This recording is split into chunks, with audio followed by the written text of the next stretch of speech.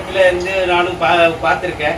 இவர் வந்து ஒரு தன்னலம் கருதாமல் ரொம்ப சமுதாயத்தினுடைய கடமையை கருதி சமுதாய மக்களுக்கு நல்லது செய்யணும், நல்ல யார்கிட்டையும் வந்து ஒரு பணம் வாங்காமல் முடிஞ்ச வரைக்கும் நல்லதே செய்யணும் அப்படிங்கிற ஒரு எண்ணத்தோடு அவங்க வந்து ஆரம்பித்து நடத்திட்டு இருக்காங்க. அவங்களுடைய செயல்பாடு எனக்கு பிடிச்சிருந்துச்சு. அதனால் நானும் சரி நானும் நிறைய சங்கங்களை பார்த்துட்டோம். சரி யாருமே சரியில்லை, எல்லாருமே சுயநலமாக யோசிக்கிறாங்க, யாருமே வந்து ஏதோ ஒரு கட்டத்தில் வந்து கடைசியில் முடியும் போது அவங்களுக்கு லாபத்தை தான் பார்க்குறாங்க. அந்த மாதிரி யோசிக்கும் போது அண்ணன் வந்து பார்த்திங்கன்னா நூறு அண்ணன் வந்து பார்த்திங்கன்னா அந்த மாதிரி ஒரு எண்ணத்தில் இல்லாமல் ஒரு நல்ல பழக்க வழக்கத்தை வச்சுக்கிட்டு ஒரு நல்ல செயல்பாடை கொண்டுக்கிட்டு அவர் நம்ம முன்னாடி வந்திருக்காரு. மொத்தத்தில் இந்த விதைக்கிற விதை நாளை மரமாகி நம்ம சமுதாயத்துக்கு செயல்படணும் அப்படின்ட்டு அடிப்படையிலிருந்து அவர் செயல்பட்டு கொண்டு இருக்கிறார். ஒவ்வொரு விஷயத்தையும் அவர் வந்து இந்த விதைச்சி இன்றே அறுக்கணும், இல்லை இன்னைக்கு பணத்தை போட்டோம்னா நாளைக்கு காலையிலேயே பணத்தை எடுக்கணும் அப்படிங்கிற மாதிரி இல்லை. இன்னைக்கு ஒவ்வொரு விதையும் நாளைக்கு மரமாகி நம்ம மக்களுக்கு பயன்பெறணும் அப்படிங்கிற ஒரே விஷயத்தை தான் அவர் கொண்டு பண்ணிட்டு இருக்காரு. இப்போ நாம் குழந்தைகளை பெற்கிறோம், வளர்க்குறோம், இன்னைக்கு படிக்க வைக்கிறோம், நாளைக்கு அவங்க வந்து ஃபியூச்சரில் நல்லா இருக்கணும், நல்ல பெரிய ஆள் ஆகணும் அப்படின்னு நினச்சி நம்ம செய்கிறோம்.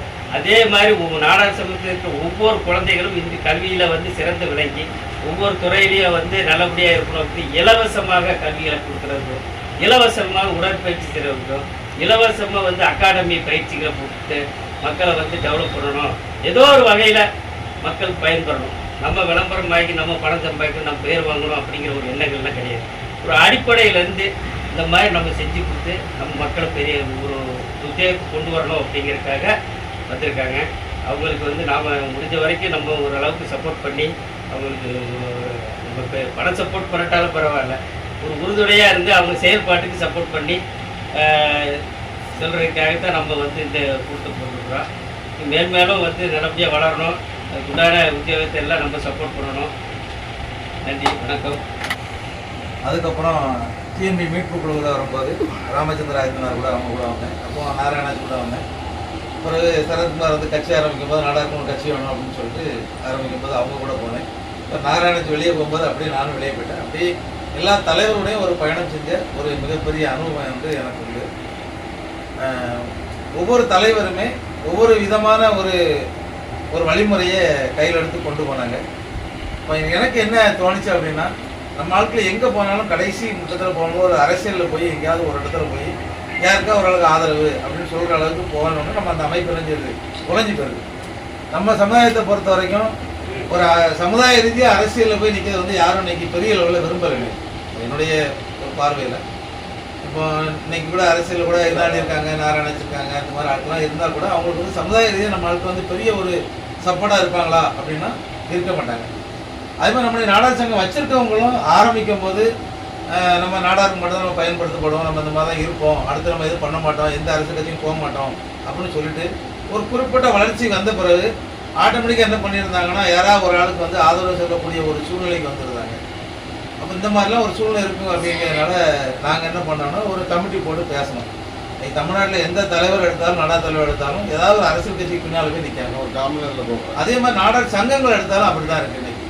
இன்னைக்கு நமக்கு பெரிய சங்கம், தட்சிணாட சங்கம், நாடக மகாதர சங்கம், இப்படி நிறைய பெரிய பெரிய சங்கங்கள்லாம் இருக்குது. ஆனால் அவங்களாம் முன்னால் வந்து மக்களுக்காக போராட வராங்களான்னா யாரும் வரக்கூடிய ஒரு சூழ்நிலை இல்லை. இப்போ கூட எங்கள் இந்த பகுதியில் கூட காமராஜருடைய ஆட்சி இடித்த போது கூட அவர் செங்கோட்டை தான் அடித்தாருன்னு சொல்லி அதெல்லாம் ரொம்ப பிரச்சனை பண்ணாங்க. அப்போ மகாஜன சங்கம் வந்தாங்க போனாங்க, அவ்வளோதான் ஒழிய அதோடைய போராட்டம் வந்து மகாஜன சங்கமோ ஏதோ சங்கத்து சார்பாக யாரும் கையில் எடுக்கலை. இப்போ கரிக்குலனாச்சே இருக்கட்டுமே, ஒரு போராட்டத்தை நம்ம அறிவிச்சிங்கன்னா அவங்க கூட நிற்பாங்க.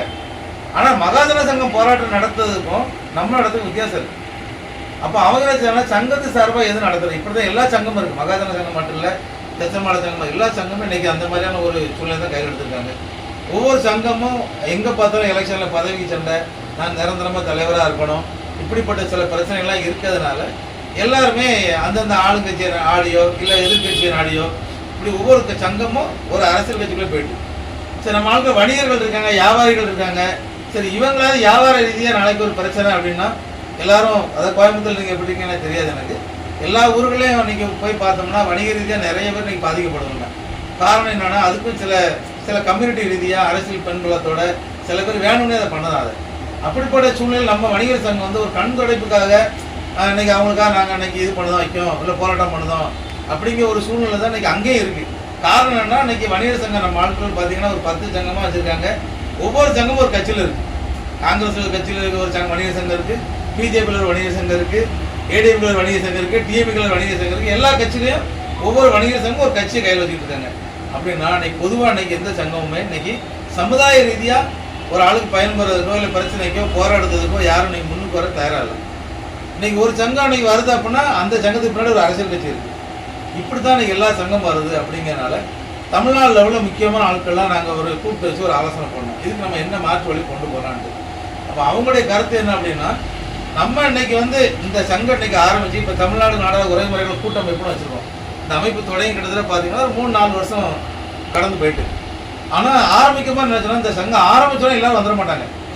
இன்னைக்கு எல்லா இடமும் இன்னைக்கு ஒவ்வொரு பெரிய பெரிய சங்கத்தில் இருக்காங்க. நானும் தட்சிணாமலை சங்கத்தில் உறுப்பினராக இருக்கேன், மகாஜன சங்கத்தில் உறுப்பினராக இருக்கேன். எல்லாரும் என்னை மாதிரி எல்லாரும் இருப்பாங்க.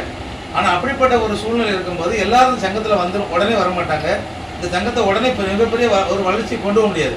இப்போ நீங்களாம் இருக்கீங்கன்னா என்னை ஒரு 4 வருஷம் 5 வருஷம் ஆனாலும் என்னை ஒரு 3 வருஷமாக என்னை ஃபாலோ பண்ணியிருப்பாங்க. இவங்களுடைய நோக்கம் எப்படி, இவங்க எப்படி செயல்படுதாங்க, இவங்க எப்படி செயல்பாடு எப்படி இருக்குது, இப்படிலாம் பார்த்து தான் இன்னைக்கு வந்து ஒவ்வொருத்தராக சரி இவங்க அந்த அமைப்பு நல்லா பண்ணிக்கிட்டு இருக்காங்க அப்படிங்கிற ஒரு சூழ்நிலைக்கு இன்னைக்கு நம்மகிட்ட இன்னைக்கு வந்துகிட்டு இருக்காங்க. இன்னைக்கு அப்போ இந்த அமைப்பை வச்சு நம்ம என்ன பண்ணணும், எடுத்தோடனே நம்ம இன்னைக்கு எல்லாருமே எல்லா வசதியிலும் என்ன போராடி எல்லாம் பெருசாக சாய்ச்செல்லாம் முடியாது. அப்போ இதை வச்சு நம்ம இன்னைக்கு என்ன பண்ணணும், இந்த அமைப்பை வச்சு நம்ம என்ன பண்ணலாம் அப்படிங்கிற ஒரு சூழ்நிலை வரும்போது முதல் கட்டமாக என்ன பண்ணோம் அப்படின்னா, இந்த பனை தொழிலாளர் பிள்ளைகளாம் படிக்க வைக்க வழி பண்ணுவோம். அது ஒரு முதல்ல ஒரு பெரிய விஷயமா எடுப்போம் அப்படின்னா. அப்படி பார்க்கும்போது தென் மாவட்டங்களை பொறுத்த வரைக்கும் பெரிய அளவில் பனை தொழில் யாரும் இல்லை. இன்னைக்கு ஒரு குறிப்பிட்ட ஊரில் ஒரு ஊருக்கு 2 பேர் 5 பேர் 10 பேர் தான் இருக்காங்க. இன்னைக்கு தென் மாவட்டத்தில் உள்ள நாடார்கள்லாம் பெரிய அளவுக்கு முன்னேறி வெளியே வந்துட்டாங்க வியாபார ரீதியாகவோ. அதுக்கு காரணம் என்னன்னா கள்ளுக்கடை அடைச்சதுனால தான் காரணம். அது கள்ளுக்கடையை திறந்துருந்தா நிச்சயமா இவங்க வணிக ரீதியாக கண்டிப்பாக வந்துருக்க மாட்டாங்க, பெரிய அளவுக்கு முன்னேற்றம் இருக்காது. கள்ளுக்கடை அடைச்ச உடனே வேலை வாய்ப்பு வேணும், எல்லாரும் ஒவ்வொருத்தரும் ஒவ்வொரு ஊருக்கு வராங்க, அங்கே தான் நம்முடைய முன்னேற்றமே ஆரம்பிக்கும். அப்போ இந்த பகுதி இப்போ கொங்கு மண்டல பகுதி எடுத்துக்கிட்டீங்கன்னா நான் ஒவ்வொரு நாளும் ஒரு பிரச்சனை நடக்குது. கேட்டால் அந்த பனையர்ல கலையத்தை உடைச்சிட்டாங்க, அங்கே கலையத்தை உடைச்சிட்டாங்க, அங்கே பனையறதுக்கு ஆதரவு வேணுங்க. இந்த மாதிரி ஒரு சூழ்நிலை இந்த பகுதி மக்கள் பார்த்தீங்கன்னா கொஞ்சம் பனையறத மக்கள் வந்து கொஞ்சம் முன்னேற்றம் கம்மியாக இருக்குது. அப்போ இந்த மாதிரி எங்கெல்லாம் அவங்க பனையறது மாதிரி ராமநாதபுரம் மாவட்டம் இந்த மாதிரிலாம் இருக்குது. அப்போ இவங்களுக்கு நம்ம என்ன பண்ணணும் அப்படிங்கிற முதல்ல யோசித்தோம். அப்படி யோசிக்கும் போது அவங்க பிள்ளைகளை படிக்க வைக்கணும், அப்போ எதாவது பண்ணணும், மாற்று தொழில் கொண்டு வரணும். அப்படிங்கும்போது அந்த தொழிலில் இருக்கவங்க மாட்டு தொழிலுக்குள்ளே வர்றதுக்கு ரொம்ப யோசிக்காங்க. இப்போ கவர்மெண்ட்டு இன்னைக்கு பார்த்தீங்கன்னா இன்னைக்கு பனை தொழிலை ஊக்கப்படுத்தணும்னு சொல்லுதாங்க இல்லையா, அதுக்கு மாற்று கருவிகளை யாருமே கண்டுபிடிக்கிறாங்க. இன்னைக்கு ஒரு பால் இருக்குது, அதை இன்னைக்கு பாலை தயிராக்கி வெண்ணெயாக்கி எல்லாம் பண்ணி எல்லாம் கொண்டு வந்துட்டாங்க பெரியவர்கள் போயிட்டு. இன்னைக்கு எள்ளில் எல்லாம் பண்ணுறாங்க. அந்த நுங்கணிகள் எல்லாம் பண்ணலான்னா யாரும் அந்த தொழில் நினைச்சி விருத்தி பண்ணதுக்கு எதுவும் தயாராக இல்லைங்க. இன்னைக்கு அரசாங்கமும் அதுக்கு எவ்வளோ கண்டுபிடிப்புகள்லாம் கொண்டு வரலாம், ஆனால் எதுவுமே அதை கொண்டு வரல. அப்போ இவங்களை அடுத்த கட்டத்துக்கு கொண்டு போனோம்னா என்ன செய்யணும் அப்படின்னா, நம்ம எப்படியாவது ஒரு கல்வி ரீதியாக இவங்களை கொண்டு போனோம் அப்படி ஒரு கல்விக்குழுன்னு ஒன்று ஏற்படுத்தணும். அப்போ அந்த கல்விக்குழு என்ன பண்ணோம்னா, இப்போ நம்ம பிள்ளைகளுக்கு வந்து இப்போ எல்லா ஊர்லேயும் இப்போ அகாடமி வந்து ஈஸியாக நிறைய இடத்துல வந்துக்கிட்டு இருக்குது. அப்போ நம்மளும் அப்போ இந்த மாதிரி ஒவ்வொரு இடையாக்கள்லையும் ஒரு அகாடமி மாதிரி தொடங்கி நம்ம அமைப்பு சார்பாக செயல்பாடு கொண்டு வரணும் அப்படின்னு சொல்லி ஒரு கல்விக்குழு தொடங்கி இப்போ அதில் வந்து முதல் கட்டமாக இந்த வருஷத்தில் 40 பிள்ளைகள் நீட் தேர்வுக்கு எடுத்துருக்கோம். ஒரு 40 பிள்ளைகள் மட்டும் இலவச நீட் தேர்வுக்கு எடுத்துருக்கோம். இந்த 40 பிள்ளைகளுக்கும் தங்குற இடம் சாப்பாடு எல்லாமே நம்ம ஃப்ரீயாக பண்ணுறோம். அந்த பிள்ளைகளுக்கு 40 பிள்ளைகளுக்கு இது முடிஞ்ச அடுத்து குரூப் எக்ஸாமுக்கும் அந்த மாதிரி பண்ணிடுவோம். அந்த மாதிரி பண்ணிக்கிட்டு இருக்கோம். சமுதாய ரீதியாக உள்ள பிரச்சனைகளுக்கும் அந்தந்த ஏரியாக்களில் அவங்கவுங்க எவ்வளோ ஸ்ட்ரென்த் இருக்காங்க, எப்படி வராங்க, அதன் மூலியமாக வச்சு தான் அந்த பிரச்சனை நம்ம இறங்குறோம். அதே மாதிரி எக்காரது கொண்டோம் எந்த ஒரு சங்க ஆண்டு விழாவாக இருந்தாலும் சரி, காமராஜர் பிறந்த நாளாக இருந்தாலும் சரி, எந்த அரசியல் தலைவர்களை